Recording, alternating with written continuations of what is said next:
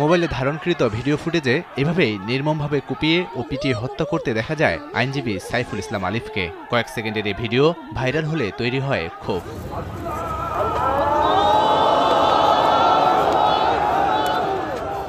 চট্টগ্রামে হত্যার শিকার আইনজীবী সাইফুল ইসলাম আলিফের জানাজায় অংশ নেন লাখ লাখ মানুষ।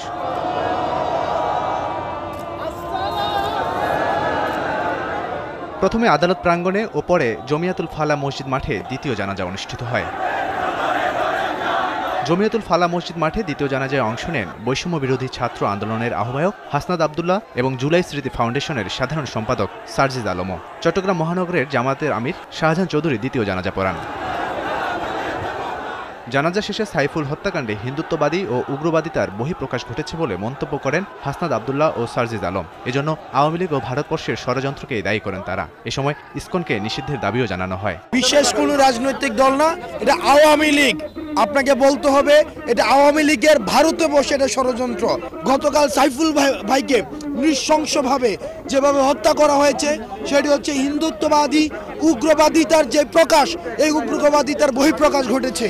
সেজন্য সাইফুল ভাইকে যারা এই যে এভাবে হত্যা করেছে তাদের বিচার করতে হবে। ইসকনকে এই উগ্রবাদিতা ছড়ানোর জন্য নিষিদ্ধ করতে হবে। ফ্যাসিস্ট আওয়ামী লীগ এ সকল অপকর্মকে মানুষের সামনে আসতে দেয়নি। তারা ইসকনের এই সকল অপকর্মকে মদত দিয়েছে, প্রশ্রয় দিয়েছে, আশ্রয় দিয়েছে, লুকিয়ে রেখেছে। কিন্তু তাদের চরিত্র কি, তারা কিভাবে মানুষকে জবাই করে, এই দৃশ্য আমরা গতকালকে দেখেছি। আমরা আমাদের জায়গা থেকে স্পষ্ট করে বলতে চাই, বাংলাদেশের মানুষ যেমন সকল ধর্মের প্রতি সহানুভূতিশীল, একইভাবে সকল উগ্রবাদীদের বিপক্ষে তাদের রক্ত গরম হয়ে সর্বোচ্চ অবস্থানে যেতে, তাদের বিরুদ্ধে দাঁড়াতে, তাদের প্রতিহত করতে বিন্দুমাত্র দ্বিধা করবে না। উগ্রবাদীদের হাত থেকে চট্টগ্রাম নগরীকে নিরাপদ করতে হত্যায় জড়িতদের দ্রুত বিচারের দাবি জানান মেয়র। আর মহানগরের জামায়াতের আমির বলেন, দেশকে কোনোভাবেই অস্থিতিশীল হতে দেয়া হবে না।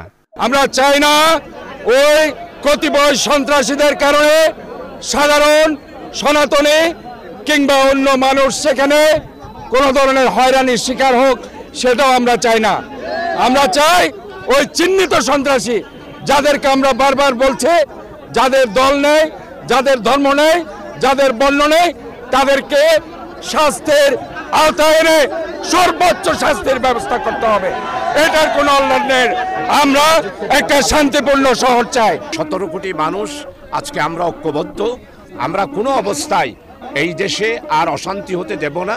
সাম্প্রদায়িক কোনো রকমের উস্কানিমূলক দাঙ্গা হাঙ্গামা দিকে আমরা কোনো অবস্থায় যেতে দেব না।